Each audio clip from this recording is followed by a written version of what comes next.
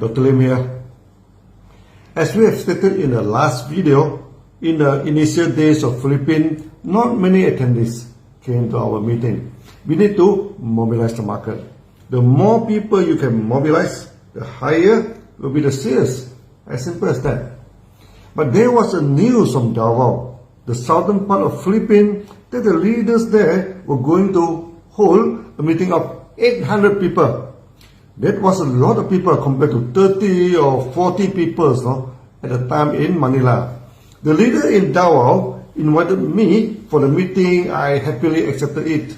However, the day I landed in Manila from Malaysia, suddenly I heard American Embassy have issued a red warning to travel to Davao, and there was an imminent risk of bombing by the terrorists.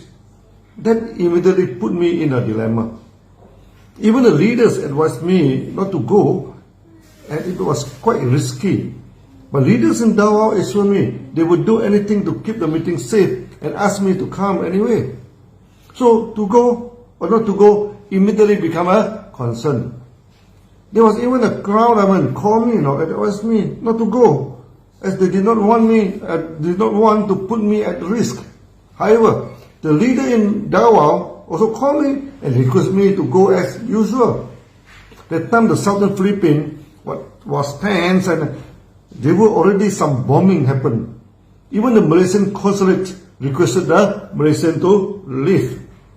If I did not go, I would lose the only chance I could meet up with so many people. That is bad for the market. In MLM, we try our best to always mobilize people. The more the better. The leader has spent so much effort to get so many people. They will tell them, sorry, I'm not going to come. If I went, then it was quite risky. My own life is one thing, So many souls gathered together, and the bombing was catastrophic. Tons of messages, ding-dong between Manila and Davao. The leaders in Davao insisted we should check on everyone that entered the hall, and it should be safe. Finally, I decided to attend the meeting. We must keep up the promise not to meet the members. We shall not bow to danger and to all the threat posed by those idiots.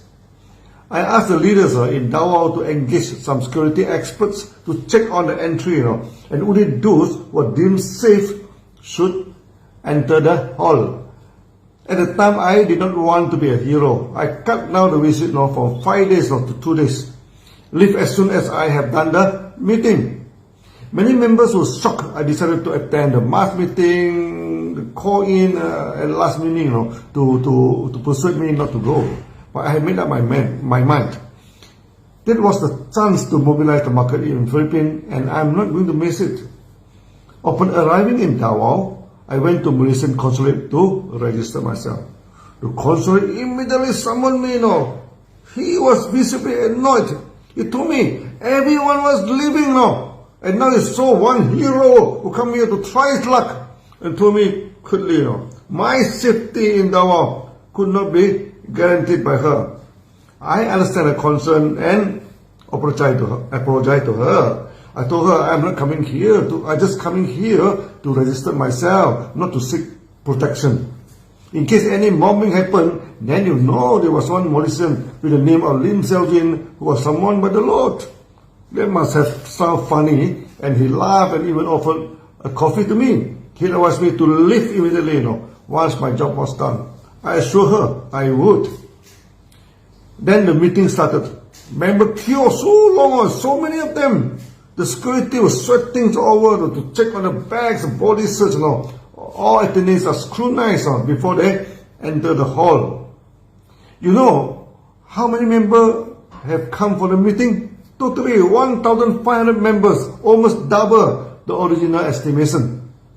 The hall was full and packed with people. Filipino are like the Malaysian.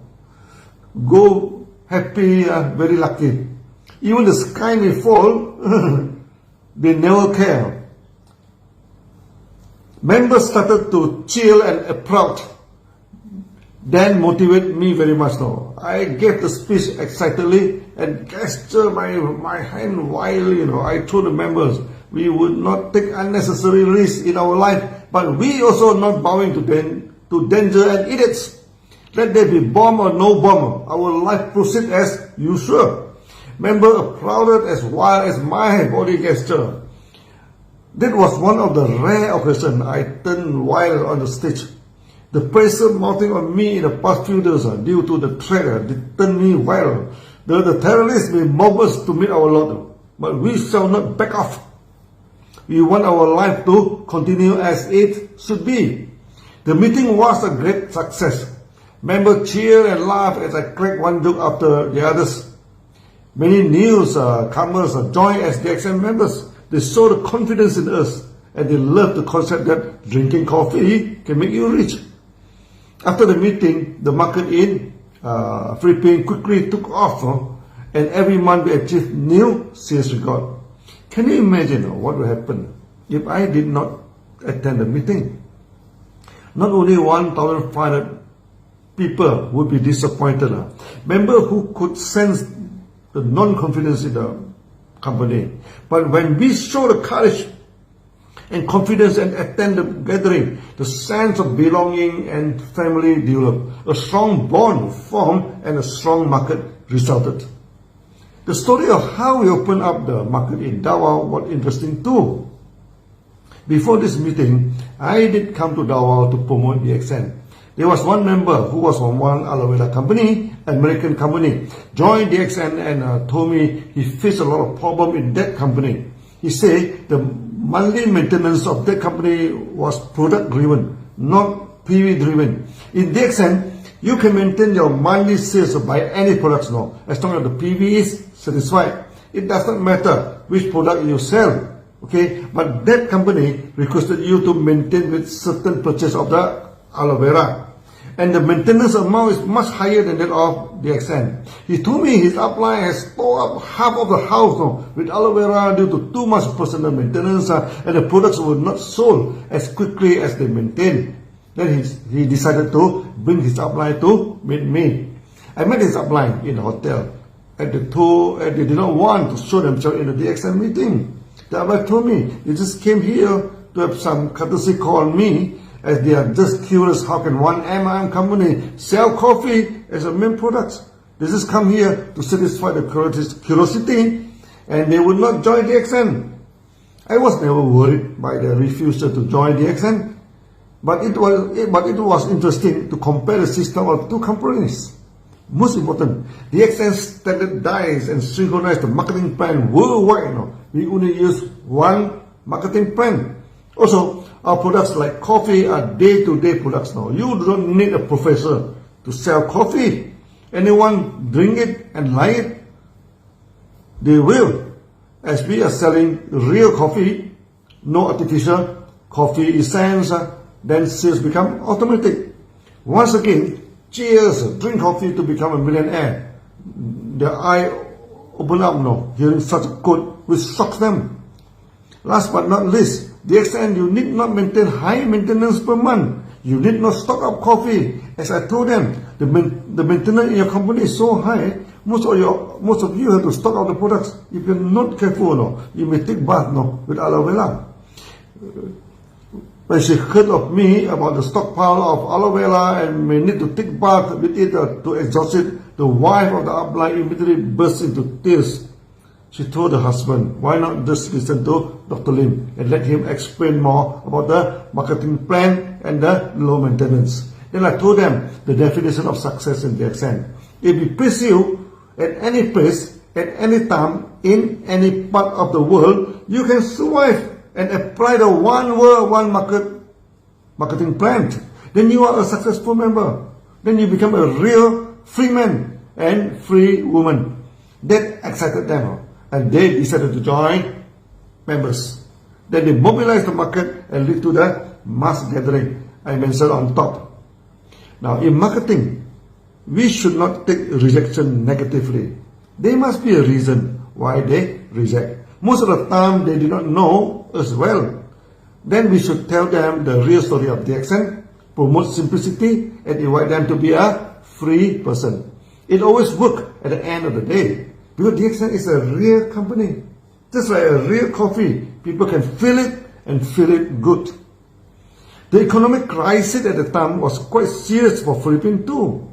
Many M&M companies keep increasing the price as their products were brought from third parties. When the incoming cost increased due to depreciation of the currency, the market price of products increased drastically. But DXN, we produce our own raw material and process them in our own GMP. Our salary and most expenses are in local currency. We are not that much influenced by the up and down of the US dollar. As a result, our pricing is very stable. We only adjust each year for the inflation. But many companies keep adjusting the price every month or every few months. Not only that, they change the marketing plan to cut down the bonus. DXN has stable marketing plan which no one can change easily. From the great gathering, the Philippines never look back and become a major market of DXN. We shall talk more about the interesting market of Philippines in the next video. See you then. Bye bye.